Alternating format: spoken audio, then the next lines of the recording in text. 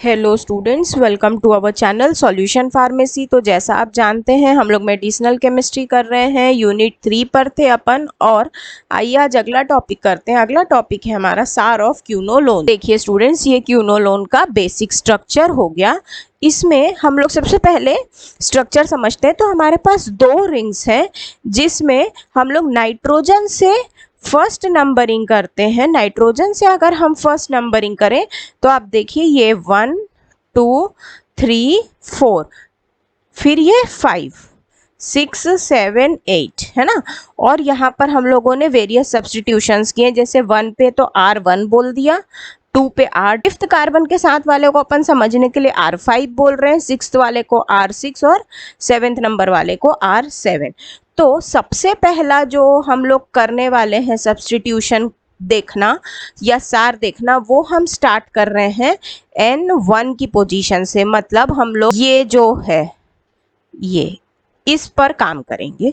सबसे फर्स्ट अगर हम N1 पर सब्स्टिट्यूशन करें तो जो हमारा पोजीशन 1 है वहां पर हम लोग ethyl group, butyl group, cyclopropyl group रख सकते हैं अगर हमको एक पोटेंट कंपाउंड रिक्वायर्ड हो। तो अगर हम लोगों को पोटेंट कंपाउंड चाहिए हो तो हम लोग इस 1 पोजीशन पर इथाइल, ब्यूटाइल या साइक्लोप्रोपाइल ग्रुप रख सकते हैं। 1 पोजीशन मतलब नाइट्रोजन के साथ ये जो R लगा है उसकी बात हो रही है।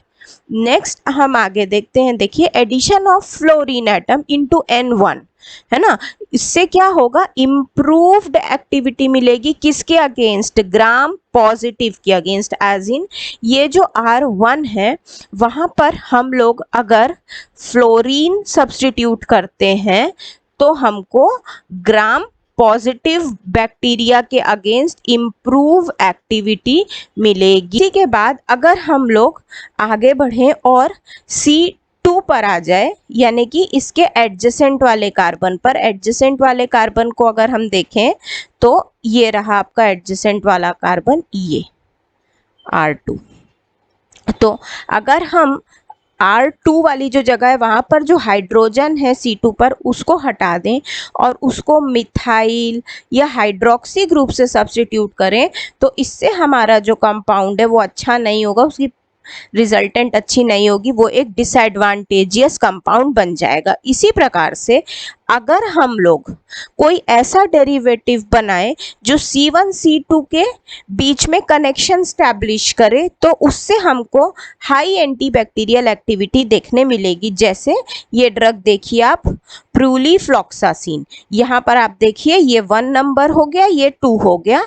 इससे हमने एक सल्फर लिया और नाइट्रोजन और सल्फर को मिथाइल ग्रुप से अटैच किया। तो इस प्रकार से हमारा जो ये न्यू ड्रग बना प्रूलीफ्लॉक्सासिन, ये जो है ये हाई एंटीबैक्टीरियल एक्टिविटी रखने वाला एक डेरिवेटिव हमको मिलता है। अब नेक्स्ट हम आगे बढ़ते हैं और हम लोग चेंजेस करते हैं कार्बोक्सी फंक्शंस पर। तो जो C3 पोजीशन है हमारी C3 पोजीशन में अगर जो कार्बोक्सिलिक एसिड है COOH उसको हमने कुछ भी चेंज किया तो उससे एंटीबैक्टीरियल एक्टिविटी डिक्रीज हो जाएगी। एज इन व्हाट, ये जो हमारा C3 का पोजीशन था उस पे अगर हम कुछ चेंजेस करते हैं तो हमारी एक्टिविटी डिक्रीज हो जाएगी। देखिए C3 पे आप यहाँ पर ये आइडेंटिफाई कर पाओगे, ये कार्बोक्सिलिक एसिड का ग्रुप है। इस ग्रुप पर कोई भी चेंजेस आपको नहीं करना है। तो आगे बढ़ते हैं। अगर मान लीजिए हम लोग C3 आइसोथायाजोल ग्रुप लगाते हैं तो हमारे कंपाउंड की एक्टिविटी 4 से 10 टाइम्स बढ़ जाएगी, लेकिन ये इन विट्रो में बढ़ेगी। इन वीवो में बॉडी के अंदर जाने के बाद में इस पर डाटा अवेलेबल अभी नहीं है। इसमें भी ये C double bond O as it is रखा है और यहाँ पर ये सब एक्स्ट्रा ग्रुप आइसोथायाजोल वाला ऐड किया गया है।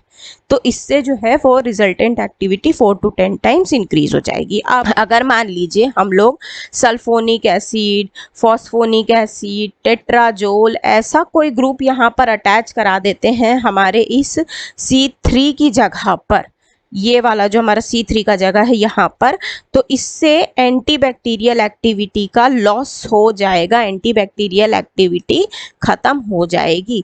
तो ओवरऑल आपको COOH को कुछ भी चेंज नहीं करना। ये आगे चलते हैं, देखिए आ गए अब हम लोग 4th कार्बन पर। तो 4th कार्बन पर जो ऑक्सो ग्रुप है वो मैंडेटरी है आपकी एंटीबैक्टीरियल एक्टिविटी के लिए। तो अब पहले ये एक बार वेरीफाई कीजिए कि ऑक्सो ग्रुप C4 पर कौन सा है। तो आपका जो मेन स्ट्रक्चर है उसमें आप देख पाएंगे, तो ये पोजीशन जो है ये है ऑक्सो ग्रुप आपका 4th पोजीशन पर। ये मैंडेटरी है आपका एंटीबैक्टीरियल एक्टिविटी के लिए। इस ऑक्सो ग्रुप को अगर आपने थायोक्सो ग्रुप या सल्फोनाइल ग्रुप से रिप्लेस किया तो इससे जो एक्टिविटी है वो आपकी लॉस हो जाएगी। इसी प्रकार से अगर आपने C5 पर कोई नए ग्रुप्स ऐड ऑन किए तो इससे आपकी एंटीबैक्टीरियल एक्टिविटी बढ़ेगी, इंक्रीज होगी। पर वो ग्रुप्स कैसे हो सकते हैं? NH2 और मिथाइल, फिर फ्लोरीन, फिर हाइड्रोजन, फिर OH, फिर SH, है ना। तो इस प्रकार से आप C5 पे मॉडिफिकेशंस करके अपने ग्रुप की एक्टिविटी, अपने ड्रग की एक्टिविटी एंटीबैक्टीरियल टर्म्स में इंक्रीज कर सकते हैं। इसी प्रकार से अगर आपने C6 पर फ्लोरीन डाल दिया तो उससे भी क्या होगा कि आपको एक ग्रेट कंपाउंड मिलेगा, मतलब बहुत अच्छा पोटेंट कंपाउंड मिलेगा।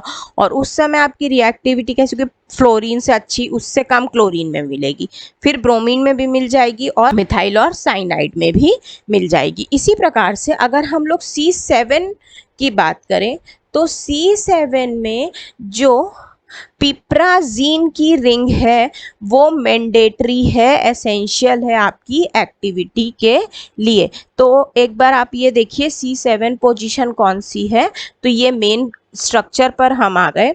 मेन स्ट्रक्चर पर हमारा जो ये है this one, it is C7, है ना। तो इस C7 पर ये जो R है ये वाली जगह पर पिप्राजीन की रिंग जो है वो मैंडेटरी है अगर हमको अच्छा पोटेंट एक्टिविटी चाहिए है।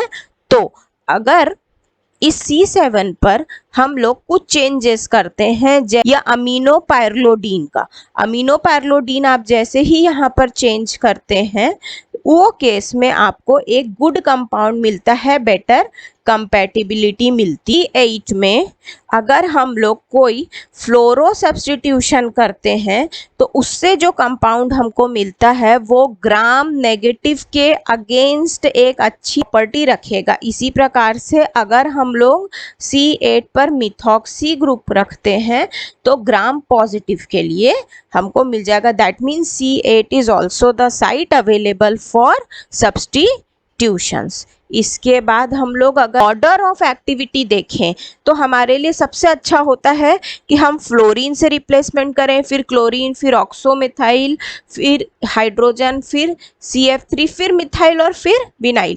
ये सीक्वेंस फॉलो करें आप C8 के लिए तो आपको बेटर एक्टिविटी मिलेगी। इसके बाद अगर हम लोग कोई भी हेलोजन सब्स्टिट्यूट कराते हैं हमारे C8 की पोजीशन पर तो हमको इम्प्रूव्स ओरल एब्जॉर्प्शन मिलेगा। मतलब ओरल रूट से अगर आपने ऐसा ड्रग दिया जिसके C8 पर हेलोजन लगा है तो better absorption, increased better absorption आपको यहाँ पर देखने के लिए मिलेगा। इसी के बाद अगर हम लोग N1 और C8 यानी कि नाइट्रोजन की फर्स्ट पोजीशन और 8th नंबर वाला कार्बन, उन दोनों को अगर हम लिंक कर दें, उन दोनों को अगर हम जोड़ दें किसके साथ, ऑक्साजीन के रिंग के साथ, तो हमको एक बहुत अच्छा कंपाउंड मिलता है जिसको आज हम लोग ऑफ्लॉक्सासिन बुलाते हैं। ये ऑफ्लॉक्सासिन मिलता है हमको N1 और C8 के जुड़ने से। ये देखिए आप, तो यहाँ पर आप देख पा रहे होंगे अपना N1 नाम का जो फर्स्ट वाला नाइट्रोजन है। इसके बाद ये है हमारा 8th नंबर वाला कार्बन, ये 7th नंबर पर हमारा पिप्राजीन का रिंग हो गया। कार्बोक्सिलिक एसिड हो गया COOH जो 3 नंबर पे होता था, ये 4 वाला कार्बोनाइल हो गया, है ना। अब आप देखिए ये जो आपका N है और उसके बगल में आपको दिख रहा होगा 8 है, दोनों के बीच में आपने ये एक रिंग बना के इसको जोड़ा है और ये रिंग है आपकी ऑक्साजीन की। तो इससे एक बहुत अच्छा कंपाउंड हमको मिला है, that is known as ofloxacin. तो ये था स्टूडेंट्स क्यूनोलोन डेरिवेटिव्स का सार। आई होप आपको ये कंटेंट समझ में आया होगा। अगर आपको हमारा ये नोट्स चाहिए हो तो प्लीज़ आप हमारा ऐप सॉल्यूशन फार्मेसी डाउनलोड कीजिए। Till then thank you so much.